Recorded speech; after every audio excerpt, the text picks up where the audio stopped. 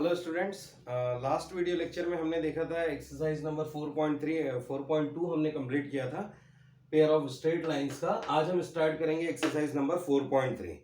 तो exercise number 4.3 start करने से पहले हम कुछ बेसिक्स उसके जान लें कि होता क्या है इसमें। कि देखिए, जैसे हमने अभी तक की जो लाइंस के इक्वेशन, कंबाइंड इक्वेशन हमको गिवन रहते थे, वो किस फॉर्म में रहते थे? ax² plus twice hxy plus by² equal to 0। ये हमारा स्टैंडर्ड फॉर्मेट होता है किसका? कंबाइंड इक्वेशन ऑफ लाइन का। वैसे ही हमारे पास है, देखिए, कंबाइंड इक्वेशन का एक और फॉर्मेट होगा हमारे पास, condition that the equation ax² plus twice hxy plus by², यहाँ तक का पार्ट हमने देखा था। लेकिन अगर इक्वेशन में अगर ये ऐसी भी टर्म आती है, x और y वाली भी टर्म आएगी। अभी तक स्क्वायर वाली और मल्टीप्लाई वाली टर्म रहती थी, अब हमारे पास में क्या होगा? एक्स वाई और एक कांस्टेंट वाली भी टर्म वहां पे इंक्लूड रहेगी। तो ऐसे केसेस में क्या होता है? तो ये जो इक्वेशन है, ये पेयर ऑफ लाइन तभी रिप्रेजेंट करेगा, represents a pair of lines if and only if. कब रिप्रेजेंट करेगा ये? हम इसको ऐसे लिख सकते हैं, I double F, if and only if determinant of this term will be equal to 0 हो जाएगा। डिटर्मिनेंट मतलब कैसा? देखिए, इनके कोएफिशिएंट हमारे पास है ए, एच, बी, जी, एफ और क्या है हमारे पास में? सी है। तो हम क्या करते हैं, डायगोनल में हमने लिख लिया ए बी सी और इधर लिखा है एच जी एफ और इधर में भी लिख दिया एच जी एफ। अगर हम इसका डिटर्मिनेंट अगर सिंप्लीफाई करें और वो अगर इक्वल टू 0 अगर आता है, देखिए डिटरमिनेंट कैसे सॉल्व किया जाता है वो तो हम क्वेश्चन के साथ में देखेंगे, और वैसे भी आपने 11th क्लास में ये आपने पढ़ चुका है, तो फिर भी मैं आपको रिकॉल करा दूंगा ये सारी चीजें। तो देखिए, डिटरमिनेंट अगर इस टर्म की वैल्यू अगर 0 अगर आती है तो दैट मीन्स कि क्या हो जाएगा? ये 0 होना चाहिए। और दूसरी कंडीशन ये है हमारी कि h² माइनस ए बी की वैल्यू जो है वो क्या रहनी चाहिए? ग्रेटर देन और इक्वल टू 0 रहनी चाहिए। तभी जो गिवन इक्वेशन है वो क्या रिप्रेजेंट करेगा? पेयर ऑफ लाइन को रिप्रेजेंट करेगा। Otherwise it will not represent a pair of line. तो हमको क्या करनी है? ये दो कंडीशंस को हमको क्या करना है? सेटिस्फाई करना है। कभी भी अगर हमको प्रूव करना है कि whether the given equation represents the pair of lines और नॉट। ठीक है, तो चलिए आगे बढ़ते हैं। अब हम तो स्टार्ट करते हैं अब हम अपनी एक्सरसाइज 4.3। 4.3 में देखिए अब हमको क्या गिवन है। अब यहाँ थोड़े से लेंथी क्वेश्चंस आएंगे जो आपकी क्या रहेंगे? 3 मार्क्स के लिए क्वेश्चन पूछे जाते हैं, आपको उस कैटेगरी के क्वेश्चन रहेंगे। तो देखिए यहाँ पे लिखा हुआ है, find the joint equation of pair of lines. हमको क्या पूछा है? जॉइंट इक्वेशन पूछा है। किसका? तो पहला क्वेश्चन हमारे पास में यहाँ पर गिवन है नंबर 1। इसके बाद हम लेंगे नंबर 2। तो नंबर 1 में देखिए क्या पूछा है? थ्रू द पॉइंट, ये जो पेयर ऑफ लाइंस है कहां से पास हो रही है? 2 और -1 से पास हो रही है। And parallel to the lines, और क्या है बोलता है? पैरेलल है। ये चीज ध्यान रखिएगा, पैरेलल है और परपेंडिकुलर है। पैरेलल अगर है तो मैंने बताया था स्लोप जो गिवन रहेगा वो हमारा क्या रहेगा? जो भी हमारे पास लाइन इक्वेशन, सेपरेट लाइंस का इक्वेशन का जो स्लोप रहेगा वो एज इट इज रहेगा। और परपेंडिकुलर में क्या हो जाता है? रेसिप्रोकल होके उसके सामने हम माइनस साइन लगा देते हैं। तो देखेंगे हम अभी आगे क्वेश्चंस में क्या होने वाला है। And parallel to the lines, तो हमको बोला है parallel to the lines represented by, ये जो इक्वेशन हमको गिवन है इस लाइंस के क्या है बोलता है? पैरेलल है। तो हम पहले क्या करेंगे? इक्वेशन के हम पहले सेपरेट इक्वेशंस बना लेंगे। सेपरेट इक्वेशंस बना लेंगे तो उससे हमको क्या मिल जाएगा? उसका स्लोप हमको मिल जाएगा। और जब हमको दो स्लोप मिल जाएंगे तो हम क्या कर सकते हैं? दो लाइंस बना सकते हैं। और वो लाइंस कहां से पास हो रही है? इन पॉइंट्स के थ्रू पास हो रही है। तो इन पॉइंट्स को यूज करके हम क्या करेंगे? दो सेपरेट इक्वेशंस बनाएंगे। और दो सेपरेट इक्वेशंस बनाने के बाद में हम क्या करेंगे? उनको जॉइंट इक्वेशन में हम उसको कन्वर्ट करेंगे। समझ गया प्रोसेस? देखिए फिर एक बार मैं रिपीट कर दे रहा हूं। हमारे पास एक कंबाइंड इक्वेशन गिवन है, पहले हम इसको क्या करेंगे? सेपरेट फॉर्म में हम कन्वर्ट करेंगे। सेपरेट फॉर्म में आ जाएंगे तो हमारे पास दो इक्वेशंस होंगे, तो दो इक्वेशंस के दो स्लोप आएंगे और दोनों स्लोप से हमको क्या मिलेंगे? दो इक्वेशन मिलेंगे जो कि इन पॉइंट से पास हो रहे होंगे। और फिर हमको जो दो इक्वेशंस मिलेंगे उनको हम क्या करेंगे? कंबाइन करेंगे। सो that will give an joint equation of pair of lines, है ना? तो चलिए आइए देखते हैं हमारे पास कैसे सिंप्लीफाई होगा। तो चलिए सॉल्यूशन हम लेते हैं इसका। तो हमको इक्वेशन यहाँ पे गिवन है, twice x² plus thrice xy minus 9y² is equal to 0 के फॉर्म में हमको इक्वेशन गिवन है। तो क्यों ना पहले मैं क्या कर लूं? इसका सेपरेट इक्वेशन बना लूं। ये हमको क्या गिवन है? Combined equation. तो 9 2 सा कितना होगा? -18, है ना? अब देखते हैं हम क्या कर सकते हैं इसमें से। अब -18 आ गया तो हम क्या कर सकते हैं? 6 3 सा 18 हो सकता है। मल्टीप्लाई करने पर आना चाहिए कितना? -18। तो हम इसको लिख लेते हैं माइनस, और ऐड करने पर आना चाहिए 3। तो ये हमारे पास में फैक्टर्स बन चुके हैं इसके, है ना? तो क्यों ना हम इसको ऐसे लिख ले, twice x² plus 6xy minus 3xy minus 9y² will be equal to 0। ये हो जाएगा। तो देखिए यहाँ से 2x कॉमन निकल सकता है, तो क्या हो जाएगा x प्लस यहाँ से बन जाएगा 3y, और यहाँ से माइनस हम कॉमन निकाल लेते हैं, माइनस 3y, तो क्या बन जाएगा x प्लस 3y, और इन दोनों टर्म में से हम ये कॉमन निकाल सकते हैं, तो क्या बन जाएगा x प्लस 3y, और एक बन जाएगा twice x minus 3y will be equal to 0। ये टर्म हमने कॉमन यहाँ पर निकाल ली है। तो आगे बढ़ने से पहले मैं एक बात आपसे कहना चाहूंगा कि अगर आपने मेरे चैनल को सब्सक्राइब नहीं किया है तो जरूर सब्सक्राइब कीजिए, लाइक बटन को प्रेस कीजिए, अपने कमेंट्स वहां पर लिखिए कमेंट सेक्शन में, है ना, आप वो मत भूलिएगा। तो चलिए देखिए आगे बढ़ते हैं। अब हमारे पास क्या आ गए, दो सेपरेट इक्वेशंस आ गए। तो हम क्या लिख सकते हैं, separate equations of lines are. क्या हो जाएगा, x plus 3y equal to 0 and क्या बन जाएगा, twice x minus 3y equal to 0 के फॉर्म में ये हमारे पास में आ जाएगा। तो हमारे क्या बन गए, सेपरेट इक्वेशंस बन गए। तो हम इनके क्या कर सकते हैं, स्लोप हम निकाल सकते हैं। Slope of lines are, slope of lines are, पहली लाइन का स्लोप हम ले लेते हैं m1 minus a by b के इक्विवेलेंट होता है। ax प्लस by का हमारा क्या होता है, फॉर्मेट होता है। तो a की वैल्यू हो गई 1 और b की वैल्यू हो गई 3, तो ये आ गया -1/3। सिमिलरली इस लाइन के लिए स्लोप क्या बनेगा, m2 will be equals to minus a by b, तो a की वैल्यू यहाँ 2 है, b की वैल्यू -3 है, तो ये आ जाएगा 2 - 3, तो ये आ जाएगा 2/3 के इक्विवेलेंट, है ना।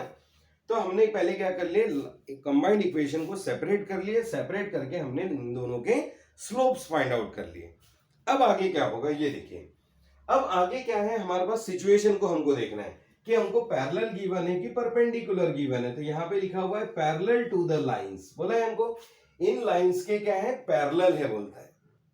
तो पैरेलल है तो क्या हो जाएगा, जो स्लोप हमारे पास है अवेलेबल वही स्लोप हम एज इट इज हम यूज करेंगे। सिंस हमको क्या बोला है, it is parallel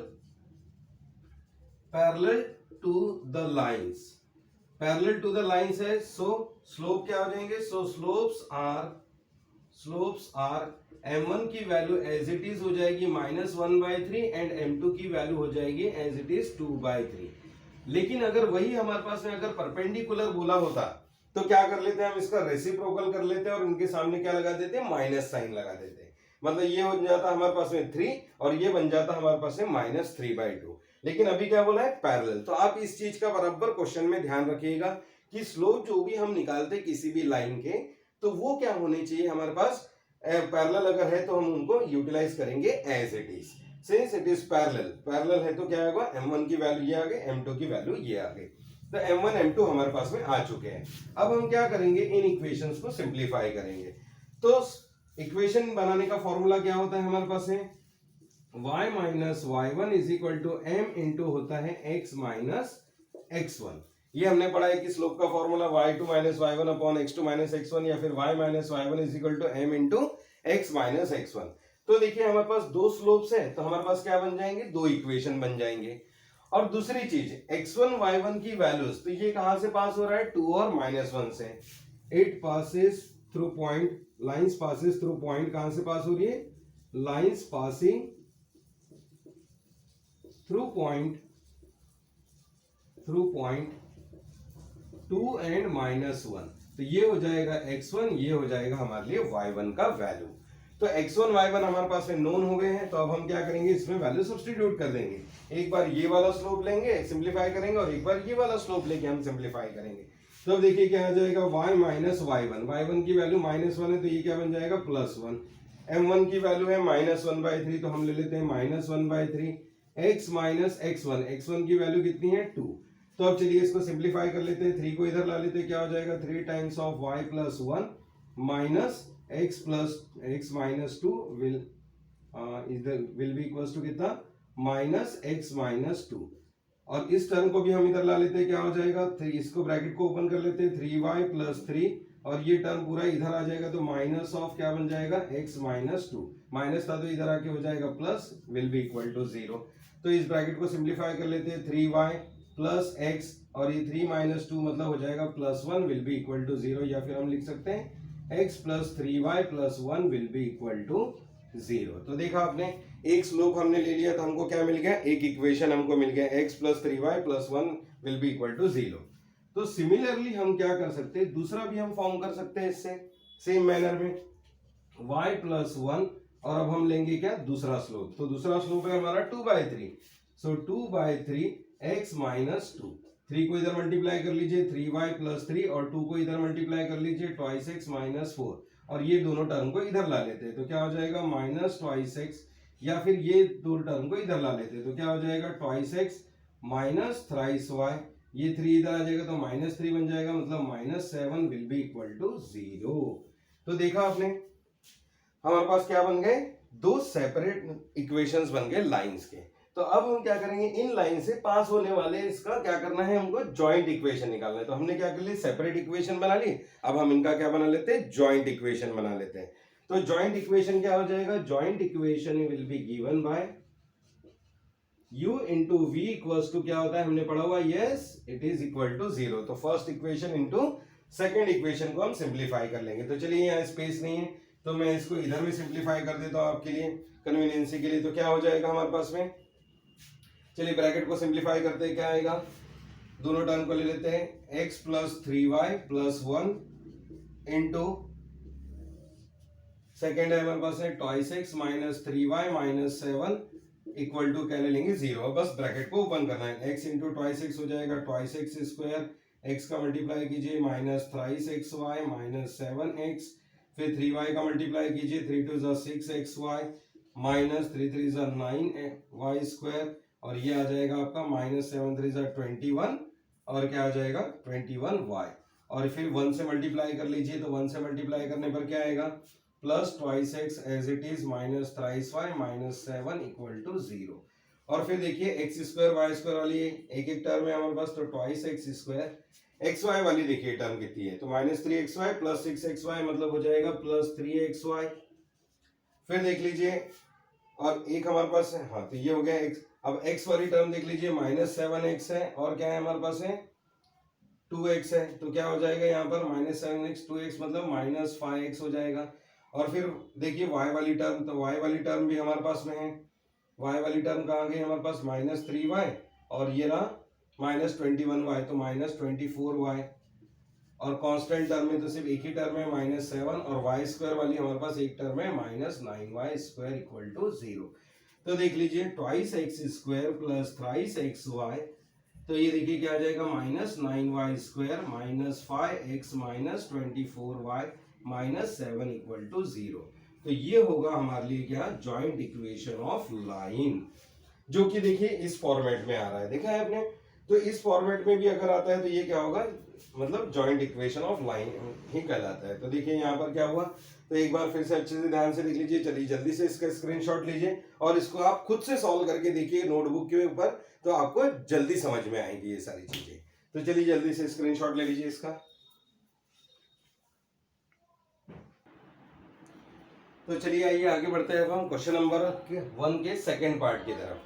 second part देखिए दिखने में हमको सेम ही दिख रहा है, लेकिन यहाँ पे थोड़ा सा ट्विस्ट है, तो इस ट्विस्ट को समझ लेते हैं क्या है यहाँ पर। Find the joint equation of line passing through the point 2 minus 3। इसके पहले था सिंपली 2 और -1 and parallel to the lines represented by एक इक्वेशन गिवन है, जो कि पिछले क्वेश्चन जैसा ही दिख रहा है, एक पॉइंट गिवन है और एक जॉइंट इक्वेशन हमको गिवन है। लेकिन इस इक्वेशन की खासियत क्या है यहाँ पर, यस आपको कुछ समझ में आ रहा है इससे कि क्या खासियत हो सकती है इस इक्वेशन में। देखिए यहाँ पर क्या होने वाला है, इनके अगर मैं फैक्टर्स निकालने जाऊँ 1 1 सा कितना हो जाएगा -1 हो जाएगा, लेकिन -1 के हम फैक्टर ऐसे बना ही नहीं सकते कि मल्टीप्लाई करने पर -1 आ जाए और ऐड करने पर कितना आ जाए +1 आ जाए, क्योंकि अगर 1 1 भी लेंगे 1 और -1 तो ये तो ऐड करने पर 0 हो जाएंगे। तो यहाँ पे फैक्टर्स नहीं बन रहे हैं, मतलब क्या नहीं हो रहा है, factors are not possible, factor नहीं बन पा रहे। अब फैक्टर ही नहीं बन पा रहे तो हम लाइंस को सेपरेट कैसे करें, इस लाइन को मैं सेपरेट कैसे करूं, ये हमको नहीं जम पाएगा। तो ऐसे केस में हम क्या करते हैं कि हम अपना पुराना फॉर्मूला लगा लेते हैं। क्या होता है ax square plus twice hxy plus by square, ये तो हमारा इक्वेशन का फॉर्मेट ही है ना, इसी फॉर्म में हमको ये दिख रहा है। तो क्यों ना हम यहाँ से a की वैल्यू निकाल ले, ट्वाइस h की वैल्यू निकाल ले और b की वैल्यू निकाल ले, तो ये हमारे पास में क्या आ जाएगा, a b और सबका वैल्यू यहाँ पर आ जाएगा। तो अब देखिए यहाँ पर क्या हो जाएगा, a की वैल्यू निकल गई ट्वाइस h की और b की, तो हमारे पास क्या होता है कि m1 plus m2 sum of slope is equal to होता है minus twice h by b की इक्वालेंट, ये हमने पढ़ा है पिछले एक्सरसाइजेस में। तो ये हो जाएगा माइनस 1/1, मतलब दैट इज -1, और m1 इंटू m2 मतलब कितना हो जाता है हमारे पास है a बाई b के इक्वालेंट होता है। तो ये भी हमने पढ़ा हुआ है लास्ट एक्सरसाइज में। तो क्या हो जाएगा 1/-1 विल बी इक्वल्स टू, ये हो जाएगा -1। तो देखा आपने m1 प्लस m2 की वैल्यू भी आ गई और m1 इंटू m2 की वैल्यू आ गई। तो -2h/b, सॉरी यहाँ पे क्या हो गया 2h/b, ये भी माइनस में था तो ये हो जाएगा प्लस, है ना। तो ये +1 आएगा और ये कितना आ रहा है -1। तो दो वैल्यूज हमारी मिल गई है। तो दो स्लोप हमको सेपरेट ना मिलते हुए अब इस क्वेश्चन में क्या हुआ, एक एडिशन के फॉर्म में मिला और एक मल्टीप्लिकेशन के फॉर्म में मिला। तो अब ऐसे केसेस को हम कैसे सिंप्लीफाई करेंगे। अब वैसे तो बोला हुआ है passing through point,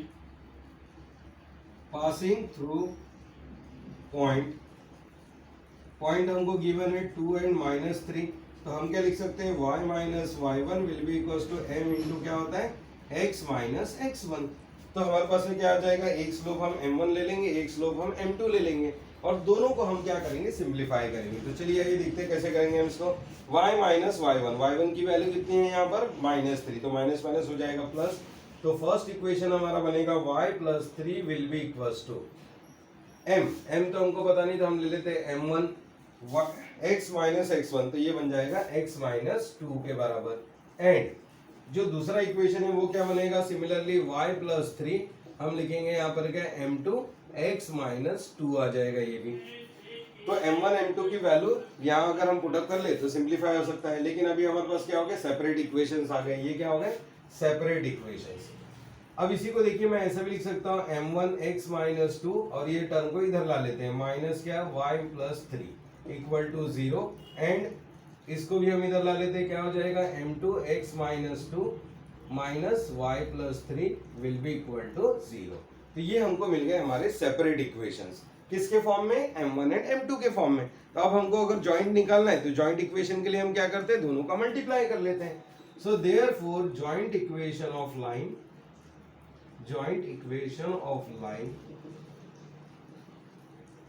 will be, दोनों को हम मल्टीप्लाई कर लेते हैं, क्या हो जाएगा m1 x minus 2 minus y plus 3, और दूसरा इक्वेशन है हमारे पास में क्या m2 x minus 2 minus y plus 3 is equal to 0। देखिए आप पिछले क्वेश्चन को भी इस तरीके से सिंप्लीफाई कर सकते हैं, लेकिन क्या है वहां पे हमारे रूट्स फाइंड आउट हो जा रहे थे, तो हमने क्या कर लिया रूट फाइंड आउट करके स्लोप निकाल के उसकी इक्वेशन निकाल लिया और उनको फिर कंबाइन किया था। यहाँ पे हमारे पास वो चीज पॉसिबल नहीं हो पा रही है, इसलिए हम क्या कर रहे हैं यहाँ पर कि दोनों का हमने स्लोप के फॉर्म में ही इक्वेशन निकाल लिया और अब हम दोनों को मल्टीप्लाई कर लेते हैं। तो देखिए इसका मल्टीप्लाई करते हैं चलिए इसके साथ में, तो m1 m2 x माइनस 2 तो ये हो जाएगा x माइनस 2 का स्क्वायर, फिर इसका मल्टीप्लाई इसके साथ minus of m1 into x minus 2 और ये कितना है y प्लस 3। अब ये टर्म का मल्टीप्लाई हम इसके साथ कर लेते हैं तो क्या हो जाएगा माइनस ऑफ, तो m2 into y plus 3 x minus 2, और फिर ये दोनों टर्म का मल्टीप्लाई तो माइनस माइनस हो जाएगा प्लस, और y प्लस 3 का क्या आ जाएगा होल स्क्वायर, y प्लस 3 का होल स्क्वायर, इस तरीके से। और अब देखिए m1 m2 यहाँ पर आ गया, इन दोनों में क्या कॉमन निकल सकती है, ये दोनों टर्म कॉमन निकल सकती है, तो क्यों ना हम उनको कॉमन निकाल लें। m1 m2 x माइनस 2 का स्क्वायर माइनस, देखिए यहाँ से माइनस कॉमन निकलेगा और x माइनस 2 और y प्लस 3 कॉमन निकल सकता है, तो बचेगा m1 प्लस m2 और ये आ जाएगा हमारे पास है y प्लस 3 का whole square will be equal to 0। और अब देखिए यहाँ पर m1 m2 की वैल्यू हमारे पास नोन है और m1 प्लस m2 की वैल्यू भी नोन है, तो ये हो जाएगा -1 इंटू एक्स माइनस 2 का square minus x minus 2 into y plus 3, और m1 प्लस m2 की वैल्यू हमको पता है कि कितनी है 1 है, प्लस y प्लस 3 का होल स्क्वायर। बस इस इक्वेशन को सिंप्लीफाई हम कर लेते हैं, ब्रैकेट को ओपन करेंगे minus of x square minus 4x plus 4, इसका भी ब्रैकेट हम सिंप्लीफाई कर लेते हैं x Y plus thrice x minus twice y minus 6, और ये हो जाएगा plus y square plus twice Y plus कितना 2 3 6 वाई प्लस हो जाएगा 9। b का स्क्वायर इज इक्वल टू 0। और अब देखिए माइनस से मल्टीप्लाई कर लेते हैं पूरे को, इसको टर्म को ब्रैकेट को ओपन कर लेते हैं, minus x square plus 4x minus 4 minus x y minus thrice x plus twice Y plus 6 plus y square plus 6y plus 9 will be equal to 0। और अब देखिए बस एक्स स्क्वायर वाली टर्म को हम पहले लिख लेते हैं, तो ये हो जाएगा माइनस एक्स स्क्वायर, और कोई टर्म नहीं है। फिर देखिए एक्स वाई वाली टर्म, ये एक टर्म है और कहीं टर्म नहीं है, तो ये हो जाएगा माइनस ऑफ एक्स वाई। और वाई स्क्वायर वाली टर्म देखिए एक ही है, तो हम इसको लिख लेते हैं वाई स्क्वायर वाली टर्म। और अब हम लिखेंगे एक्स वाली टर्म, तो एक्स वाली टर्म देखिए 4x है माइनस 3x, तो ये हो जाएगा 1x, तो ये हो जाएगा x। फिर देखिए y वाली टर्म यहाँ पे 2y है, यहाँ पे 6y है, तो ये हो जाएगा 8y। और कांस्टेंट टर्म में देखिए -4 प्लस 9 मतलब हो जाएगा +5 विल बी इक्वल टू 0। तो देखा आपने, ये हमारा आ गया कंबाइंड इक्वेशन ऑफ लाइन या फिर जॉइंट इक्वेशन। आप चाहे तो इसको माइनस से भी मल्टीप्लाई कर सकते हैं, या फिर हम इसको ऐसा भी लिख सकते हैं, x square plus x y minus y square minus x minus 8y minus 5 will be equal to 0। तो आप दोनों में से कोई भी आंसर दीजिए, दोनों ही करेक्ट होंगे, तो ये बनेगा हमारा जॉइंट इक्वेशन ऑफ लाइन। इस तरीके से ये हमारा सॉल्यूशन आ जाएगा। नहीं सॉरी, यहाँ पे 9 6 15, ठीक है 9 6 15 15 4 11, तो ये आ जाएगा, सॉरी 11 आएगा यहाँ पर, तो ये होगा हमारे पास 11। तो इस तरीके से हम क्या कर सकते हैं, इक्वेशन को सिंप्लीफाई कर सकते हैं। तो चलिए जल्दी से स्क्रीनशॉट लीजिए इसका।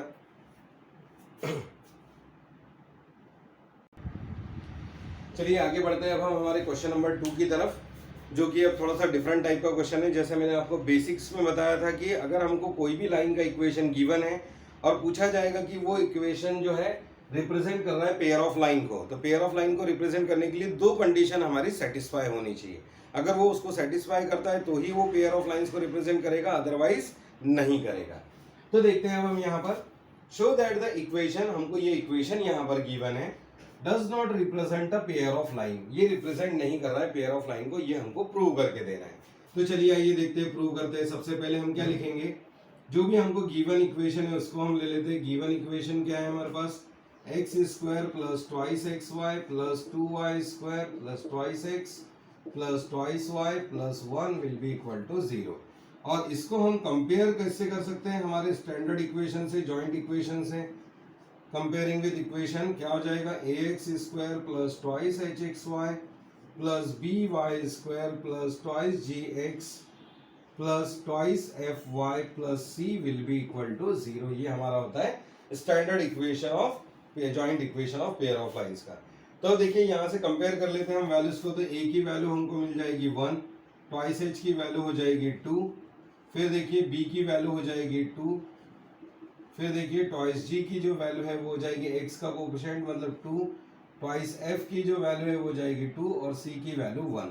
तो देखिए यहाँ से h की वैल्यू आ जाएगी 1, यहाँ से g की वैल्यू भी आ जाएगी 1 2/2 और f की वैल्यू भी आ जाएगी 1। तो यहाँ क्या हो रहा है, मैक्स सभी वैल्यूज क्या आ रही है, 1 1 1 1 ही आ रही है। तो कोई दिक्कत नहीं, जरूरी नहीं कि हर बार ये 1 1 ही आए, जो भी आ रही है वो हमने लेके चलना है। तो ये हमारा हो गया कंपेरिजन। अब हमको पता है the lines, the joint equation shows pair of lines if and only if, कब होता है, when determinant है ना, मैंने बताया था आपको ए बी सी आपके कहाँ पर रहेंगे, ये रहेंगे आपके डायगोनल एलिमेंट्स में। और फिर हम लिखेंगे क्या, एच जी एफ, और इधर में भी हम लिखते हैं एच जी और एफ। बस आपको इस तरीके से नोट डाउन कर लीजिए, और आपको क्या करना है, बस इसका डिटरमिनेंट सॉल्व करना है, और डिटरमिनेंट सॉल्व करने से क्या हो जाएगा, आपका सॉल्यूशन रेडी हो जाएगा। ये इक्वल टू 0 होना चाहिए। और दूसरी कंडीशन हमारी ये थी कि क्या होना चाहिए, h square minus a b equals should be greater than equal to 0 होना चाहिए। तो ये हमारी 2 कंडीशन सेटिस्फाई होनी चाहिए। तो चलिए देखते हैं डिटरमिनेंट कैसे सॉल्व करते हैं, एक बार मैं आपको सिखा देता हूँ, नेक्स्ट क्वेश्चन से हम उसको डायरेक्टली ले लेंगे, ठीक है। तो आइए देखते हैं क्या होगा। डी डिटरमिनेंट हम निकालते हैं। डिटरमिनेंट में क्या लिखा हुआ है, ए बी सी की वैल्यू, ए की वैल्यू 1, बी की वैल्यू कितनी है, देखिए बी की वैल्यू 2, बी की वैल्यू है 2, तो ए की वैल्यू 1, बी की वैल्यू 2, सी की वैल्यू कितनी है हमारे पास में, सी की वैल्यू 1, और फिर एच जी एफ, तो एच की वैल्यू 1, जी एफ, तो तीनों 1 1 1 है। तो 1 1 1 और इधर में भी आ जाएगा 1 1 एंड 1। और इसका डिटरमिनेंट देखिए क्या होता है, फर्स्ट टर्म हम लेते हैं इनटू किसका करते हैं हम, इन चारों टर्म का हम मल्टीप्लाई करते हैं, इनका डिफरेंस लेंगे, ये 2 × 2 -1, तो हम क्या लिखते हैं यहाँ पर 2 - 1 इस तरीके से, है ना। फर्स्ट एलिमेंट इसका, तो इसका रो कॉलम छोड़ दीजिए, बचे ये 4 एलिमेंट, तो क्रॉस मल्टीप्लाई करके डिफरेंस निकाल लीजिए, 2 × 2 -1। फिर सेकेंड एलिमेंट होता है हमारा माइनस में, तो हम लेंगे ये, तो इसका रो कॉलम छोड़ दीजिए, बचेंगे ये 4 एलिमेंट, तो 1 1 1 -1 1 -1। और तीसरा आएगा प्लस में, तो 1 × तो थर्ड एलिमेंट हम ले रहे हैं इसका, थर्ड एलिमेंट लेंगे तो रो कॉलम छोड़ देंगे, बचेंगे ये 4 एलिमेंट, तो 1 1 1 -2 1 2, तो ये कितना आ जाएगा 1 - 2। तो इस तरीके से हम लेंगे 1 2 - 1 मतलब 1 हो जाएगा, ये तो क्या हो जाएगा 0, ये क्या हो जाएगा -1, so that will be equals to क्या आएगा 0। तो देखिए एक पार्ट में क्या हो गया, डिटर्मिनेंट की जो वैल्यू है वो कितनी आ गई, 0 आ गई। लेकिन हम अभी भी नहीं बोल सकते कि ये हमारा pair of equation of represent करेगा करके, क्यों, क्योंकि हमको दूसरी कंडीशन भी सेटिस्फाई करनी है। तो देखिए क्या होगा, नाउ h² माइनस ab की वैल्यू हम निकाल लेते हैं, तो h² कितना आ रहा है, देखिए 1 का स्क्वायर, तो 1 का स्क्वायर माइनस ab, a मतलब 1 और b मतलब कितना 2, तो ये आ जाएगा कितना 1 - 2, that will be equals to -1। जबकि हमको क्या चाहिए, h² माइनस ab की वैल्यू ग्रेटर देन 0 चाहिए, तो ये क्या आ रहा है, विच इज लेस देन 0 आ रहा है ना, लेस देन 0 आ रहा है। So given equation of line does not represent a pair of lines. तो इस तरीके से हम क्या देंगे, इसका सॉल्यूशन हम देंगे, ठीक है। कभी हमको इसके उल्टे भी क्वेश्चंस पूछ सकता है कि हमको डिटरमिनेंट की, हमको पहले से पेयर ऑफ लाइन गिवन रहेगा 0 और कोई भी एक वैल्यू मिसिंग कर देगा, तो हम वहां से फाइंड आउट कर सकते हैं। तो आगे के क्वेश्चंस में हमारे पास इसी तरीके से होगा। तो इसके बेसिस पे आप क्या कर सकते हैं, क्वेश्चन नंबर 3 को आप सिंप्लीफाई कर सकते हैं। क्वेश्चन नंबर 3 आपके लिए आज का होमवर्क रहेगा, तो क्वेश्चन नंबर 3 होमवर्क के लिए रखिए। अब इसको आप सिंप्लीफाई कीजिए, बहुत ही आसान तरीके से उसमें बोला है कि शो दैट कि वो पेयर ऑफ लाइन रिप्रेजेंट कर रहे हैं, इसका मतलब ये भी कंडीशन सेटिस्फाई हो जाएगी और ये भी, दोनों कंडीशन सेटिस्फाई होगी तो वो क्या होगा, पेयर ऑफ लाइन रिप्रेजेंट करेगा, otherwise it will does not represent the pair of line.